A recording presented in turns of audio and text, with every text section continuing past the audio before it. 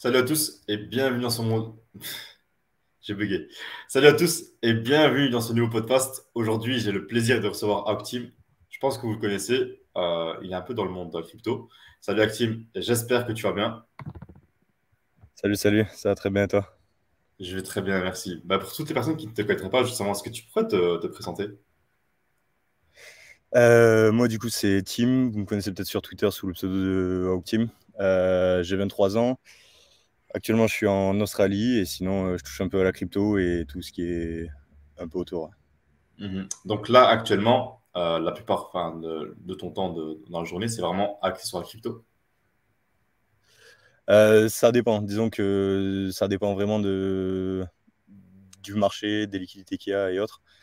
Mais pour faire très simple, vu la période, il n'y a pas trop de temps à y consacrer parce que disons que le rapport temps investi et opportunité trouvée, il est relativement très très bas là. C'est pour ça que le mieux, c'est de se détacher un minimum pour revenir, on va dire, plus d'attaque quand il y a vraiment de quoi faire. Mhm. Et comment est-ce que tu t'es lancé dans le monde de la crypto? Alors moi, c'était 2020, étudiant classique. À la fac, ouais, je cherchais un petit moyen de faire 3 ronds sur Internet. Justement, à la base, je cherchais à financer mon voyage en Australie. Et j'avais un ami à moi qui faisait de l'e-com, donc je me renseigne un minimum. Et je capte que c'est pas trop pour moi. Puis je tombe un peu comme je pense la plupart des gens qui font aujourd'hui de la crypto, que vous connaissez sur Twitter, je tombe sur des vidéos de Hasher sur YouTube. Et là, je me dis, tiens, ça a l'air plutôt intéressant. Et donc, je commence une première fois, on va dire, sans trop de conviction. Je m'inscris sur Coinbase comme un newbie, quoi. Je pose 100 euros et puis je touche à rien. Je fous ça sur Bitcoin. Je reviens un mois plus tard, donc ça doit être en décembre 2020. Et je me dis qu'il y a vraiment un truc à faire, hein. Parce qu'entre-temps, j'étais retombé sur des vidéos, etc., etc.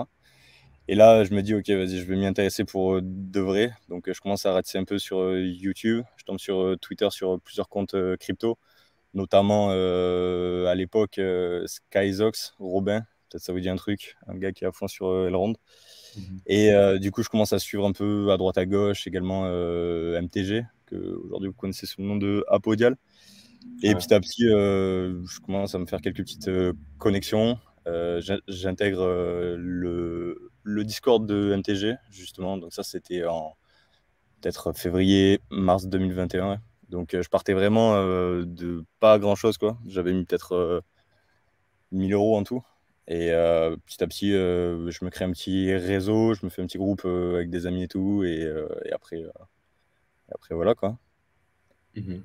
Et comment est-ce que tu fais pour passer de 1000 euros à des centaines de milliers d'euros? Euh, Ça, c'est. Disons qu'il y a plusieurs facteurs. Déjà, il faut avoir un marché qui est propice à ça, ce qui n'est pas le cas en ce moment, quoi. Mhm. Il faut avoir donc énormément de liquidités qui ont envie d'être investies dans tout et n'importe quoi. Il faut avoir également de la chance parce que vous pouvez tout analyser, vous pouvez tout faire très bien et tout. Il y a des fois où vous n'avez pas le bon timing, vous n'avez pas. Enfin, ce que je veux dire par là, c'est que vous avez beau avoir vu juste avant tout le monde, si vous rentrez pas au bon moment, ça sert vraiment à rien, quoi. Donc vous pouvez avoir tout juste, ça ne servira à rien.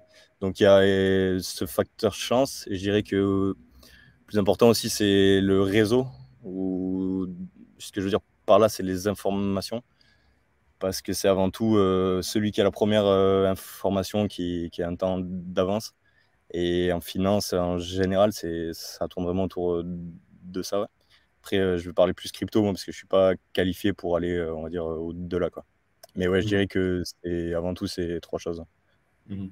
Et là, c'est à partir de quelle période que tu as commencé à avoir de réels résultats? Pour faire simple, je t'ai dit, ouais, j'avais commencé, on va dire, avec un peu plus de 1000 euros. Ouais. Ça doit être en janvier-février, ouais. Je crois que fin février, début mars, j'étais genre 3000, puis ça a augmenté petit à petit. Je devais être genre 15 000 autour de avril. Là, il y a eu le premier gros dump de avril. Et par miracle, je sais pas, peut-être je l'avais vu venir ou autre et j'avais tout sorti. Ouais. Et bon, c'était pas non plus un énorme truc. Mais ensuite, il y a eu mai, le fameux gros dump de mai, je crois que c'était le 19 mai, ouais, Mhm. où Ouais. je crois qu'on avait pris sur une journée moins 40%, ouais, sur BTC. Donc là, par contre, je l'ai mangé de plein fouet. Ouais. Là, là, je devais être à peu près, je sais pas, 20-30. Je suis retombé un peu, mais c'était tranquillou, quoi. Et après, il y a eu quelques petits coups à droite, à gauche. Puis l'été, il y a eu vraiment l'explosion des NFT. Ouais. Donc là, j'ai bien mangé. Ouais. Et puis ensuite, fin d'année, ouais, là, c'était l'euphorie totale sur le marché. Ouais. Donc là, après, il suffisait juste de suivre vraiment ce qui se passait, jouer avec les trends. Et franchement, je pense que tous ceux qui étaient là vraiment à l'époque, ils s'en sont plutôt bien sortis. Ouais.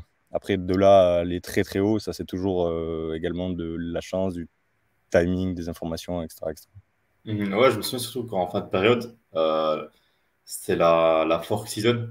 Donc, je crois que c'était Ouais, en octobre, un truc comme ça. Donc, il y a eu des forks qui ont fait des fois 100, des fois 150 en moins de 24 heures. Des gens mettaient, je sais pas, je connais un type, il avait mis 1000 $.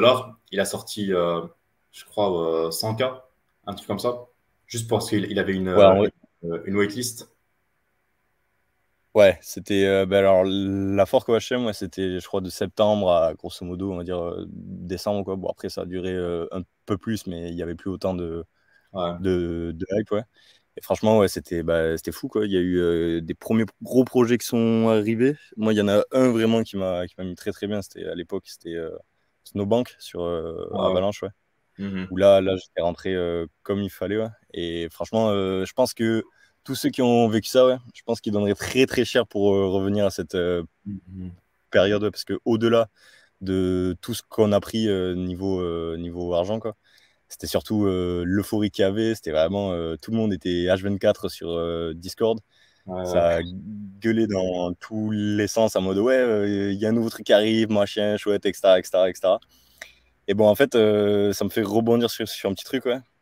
C'est que quand il y a ce genre de trend, souvent, ceux qui mangent le plus, c'est ceux qui font un peu un truc différent ou, on va dire, entre parenthèses, avant-gardiste, quoi. Genre, j'ai souvenir qu'à l'époque, au début de la fork OHM, genre, tout le monde jouait à fond les listings et après, pas grand-chose, quoi. Et Mhm. il y a quelques petits gars très très chauds du CTFR, notamment peut-être un que vous connaissez, Bob Sinclair, qui se sont dit, non mais en vrai, faut juste, si le projet peut aller très haut, euh, tu bondes et tu peux aller chercher beaucoup plus loin qu'uniquement le listing, quoi. Et franchement, bah, c'était ce qui a fonctionné. Du coup, tout le monde a repris ce truc-là. Et une fois que tout le monde fait la même chose, ça veut dire que derrière, ça sert à rien, quoi. Mhm. Mais là, actuellement, on va dire que l'euphorie, elle est déjà bien passée. Et on est un petit peu, enfin, on est en bear market, je dirais. Est-ce que pour une personne qui aimerait se lancer dans la crypto, c'est toujours possible de se faire quelques petits sous?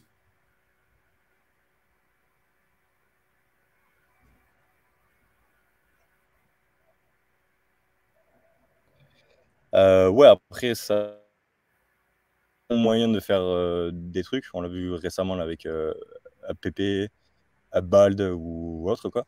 C'est juste que là, pour quelqu'un qui se lance là, c'est très très compliqué, on va dire, parce que d'un point de vue économique, ça va prendre du temps avant de faire vraiment un premier gros gros coup. Si ça arrive, parce que c'est pas donné à tout le monde, quoi, parce qu'il faut avoir, comme j'ai dit, de la chance, il faut avoir l'information, il faut avoir tout ce qui va, quoi. Mais c'est surtout que d'un point de vue psychologique, passer des journées entières pour faire trois fois rien, voire la plupart du temps se faire scam ou autre, bah, c'est compliqué, quoi. Par contre, c'est toujours l'heure d'apprendre et de se préparer pour si jamais un bull run revenait, par exemple d'ici un an ou deux, on n'en sait rien, quoi. Mais ouais, ça, disons que la période là, elle est pas du tout propice à rêver de faire des grandes choses, mais c'est toujours bien pour essayer de se faire 3 sous ou essayer de apprendre. Mhm. Mais du coup, pour les personnes qui aimeraient se lancer dans la crypto, qui aimeraient vraiment se faire de l'argent rapidement, euh, est-ce que ce serait pas mieux de les conseiller de se former dans du dev Solidity ou autre? De toute façon, quand tu sais dev en crypto, tu as toujours un petit temps d'avance parce que tu peux vérifier toi-même les contrats, tu peux toi-même anticiper certaines choses que quelqu'un qui n'est pas dev ne verra pas, quoi. Donc ouais, ça peut être une solution, hein. Après, le plus important en crypto, c'est d'avoir du capital et de le faire grossir, quoi. Donc c'est vrai que commencer aujourd'hui sans capital, avec un marché qui n'est pas haussier, quoi, c'est pas mission impossible, mais c'est vrai que c'est compliqué, quoi. Donc en vrai, ouais, c'est vrai que la période là, c'est vraiment pas. C'est assez compliqué, ouais. Mhm. Du coup, même en termes de airdrop ou autre, il n'y a vraiment pas d'opportunité pour qu'ils puissent quand même récupérer un peu de cash. Les airdrops, ouais, ça c'est plutôt intéressant. Après, il y a de grandes chances que on va dire l'âge d'or du airdrop soit derrière nous, quoi. Parce que comme je te l'ai dit, ouais, c'est une fois que tout le monde a compris un truc, derrière, si tout le monde fait ça, ça sert à rien. Parce que avant tout, la crypto, c'est du PVP. Donc une fois que tout le monde est au courant de ce qui marche, ça veut dire qu'il faut trouver autre chose, quoi. Et même si là, il y a encore des protocoles qui vont arriver qui devraient donner de plutôt bons airdrops, moi, ça m'étonnerait qu'on retombe sur des trucs qui soient aussi inattendus que par exemple DYDX ou ENS ou ce genre de airdrop vraiment qui avait surpris tout le monde à l'époque, quoi. Mhm. Et tu penses pas que ce serait mieux aussi de commencer à créer, enfin, de faire de la création de contenu par rapport à la crypto pour pouvoir monter donc un compte Twitter, pour pouvoir ensuite récupérer des partenariats ou autres pour les personnes qui aimeraient débuter? Euh, Ouais, alors ça peut être bien, tout comme, enfin moi j'ai mis quelques réserves par rapport à ça. En fait, en crypto, quand vous avez, ben, moi je le vois parce que lors du précédent bull run, je commençais déjà à avoir un peu d'abonnés, ouais. Et du coup, j'avais pas mal de demandes de partenariat, ouais. Le problème, c'est que, ben, encore plus quand on est là dans le cas que tu as cité, ouais, quand on est, on va dire, entre parenthèses, débutant, quoi. Si jamais on commence à avoir des demandes de partenariat, ça sera que des projets qui tiendront pas sur la durée, quoi.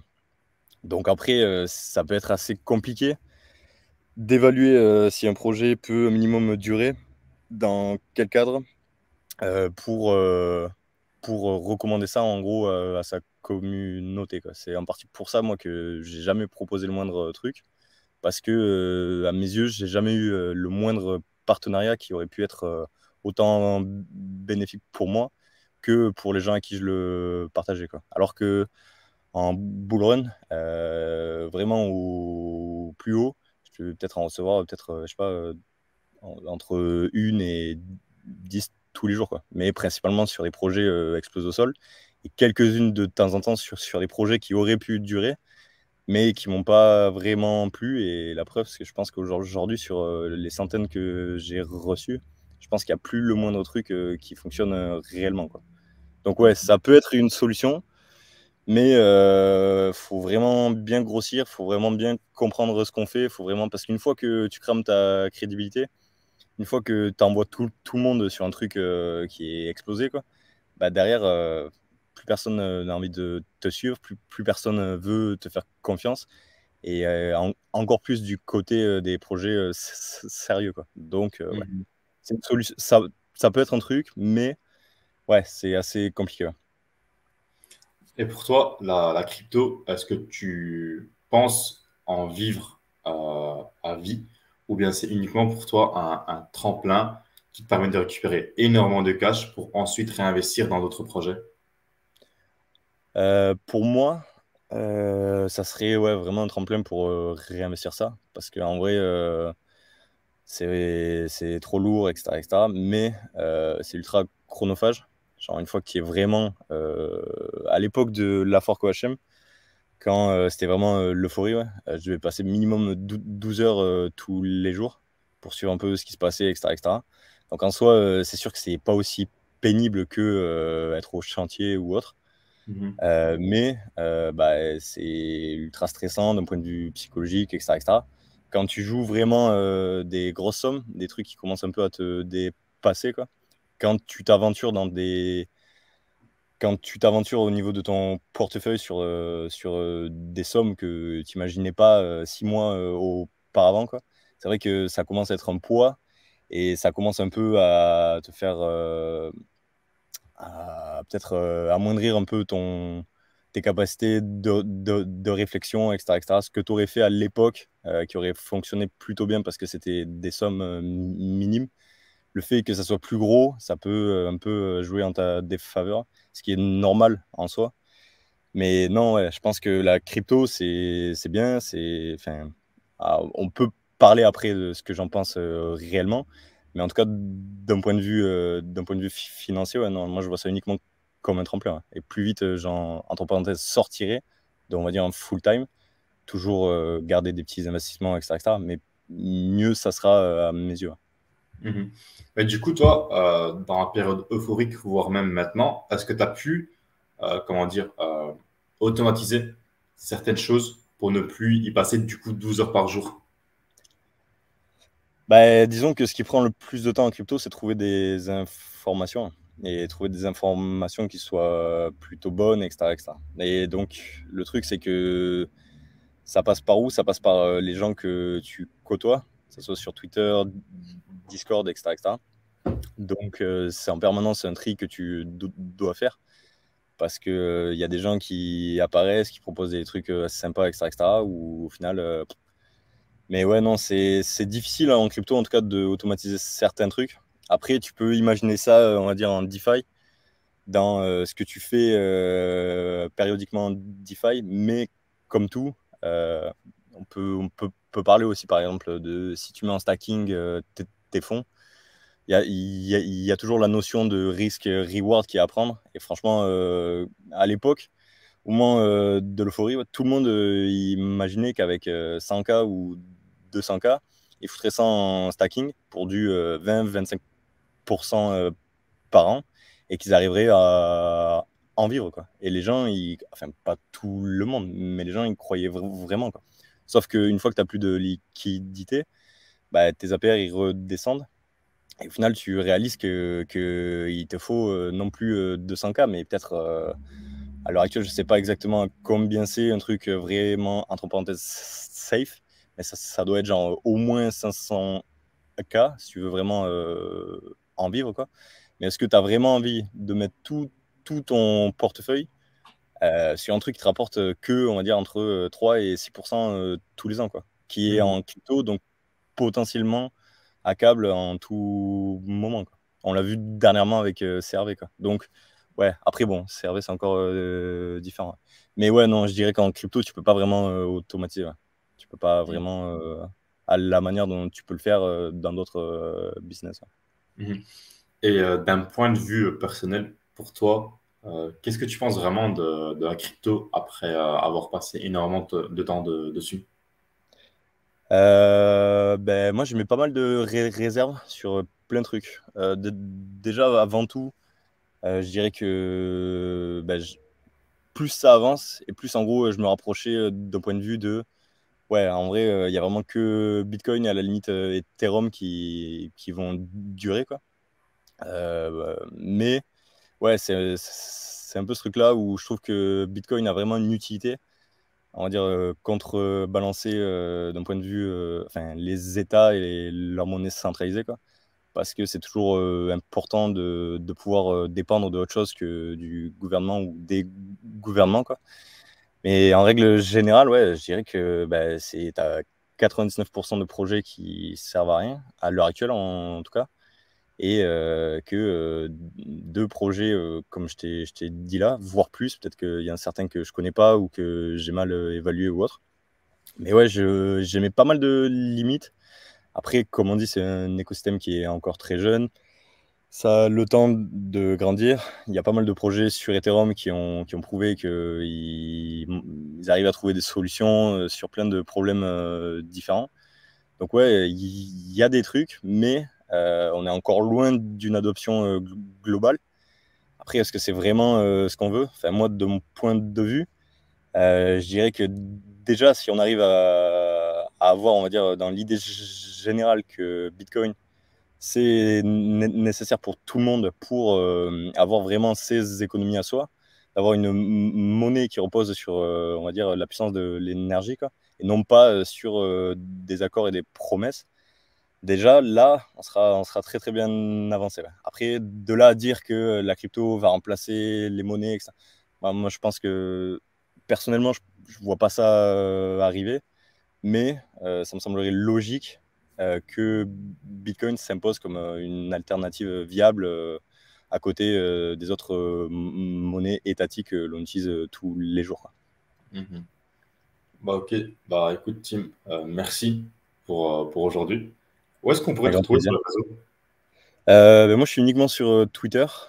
Après, en ce moment, je suis pas du tout actif. Ouais. Mais Mhm. ouais, sinon sur Twitter et c'est tout. Quoi.